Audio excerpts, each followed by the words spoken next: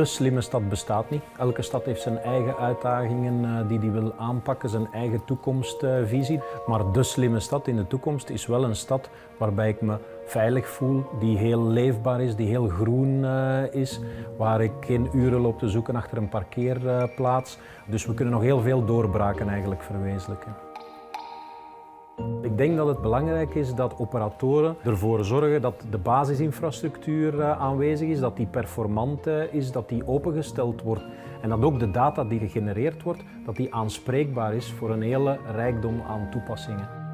Het is een hele uitdaging om al die partners op één lijn te krijgen en daarom heb je ook een aantal regisseurs nodig in zo'n ecosysteem.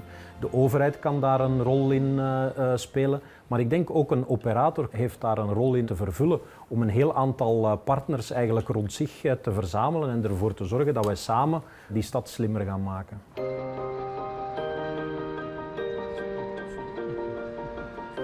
Voici les Orange Gardens à Paris. Un éco-campus de 72 000 m² dédié à l'innovation. Plus de 3000 personnes collaborent ici pour que le monde de demain soit plus intelligent et hyper connecté. L'Internet des objets, pour Orange, c'est une des deux priorités. Parce que justement, aujourd'hui, on estime qu'on a un certain nombre d'atouts pour réussir et être un des leaders en Europe. Puisqu'avec l'Internet des objets, c'est à la fois une question d'avoir les bons réseaux.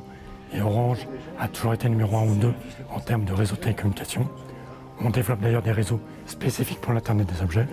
Un des exemples, c'est par exemple les réseaux LTE-M qu'on va déployer dans l'ensemble des pays en Europe et notamment en Belgique. L'Internet des objets, c'est la connexion d'appareils et d'objets de la vie quotidienne via l'Internet.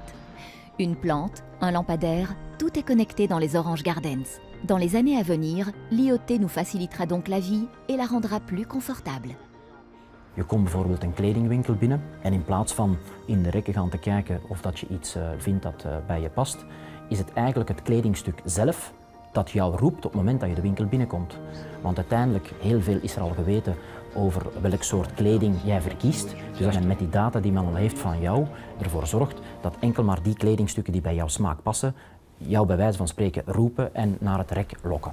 We hebben hier enerzijds labo's waar men de radiotechnologie kan uittesten, anderzijds ook ruimtes waar prototypes kunnen gebouwd worden met onder andere 3D-printers en waar men dus die nieuwe producten nadien in het veld effectief in realiteit kan gaan uittesten. L'Internet des objets offre des possibilités infinies, pour les utilisateurs comme pour les opérateurs de télécom. Dat heeft te maken met het feit dat er een aantal nieuwe netwerktechnologieën zijn om nog meer objecten te connecteren. Dat heeft ook te maken met het feit dat sensoren bijvoorbeeld kleiner en goedkoper worden. Heeft ook te maken met het feit, ten derde, dat de data die we capteren via die objecten op een eenvoudige manier ter beschikking te stellen aan bedrijven die hier daaraan de slag mee willen gaan.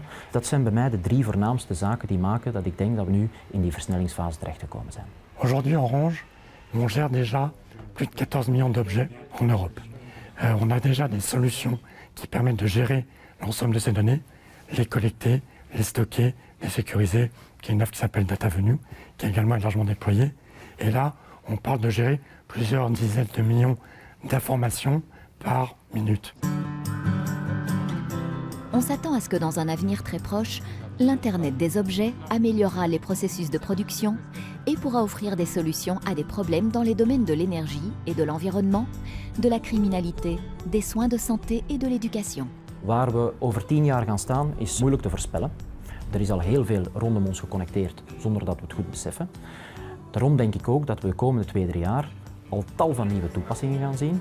En waar we binnen 10 jaar gaan staan, het zal niet zo zijn dat een IoT-oplossing aan zich alles zal oplossen, maar dat het in ieder geval een goede bijdrage levert aan een veiligere en een meer mobiele omgeving.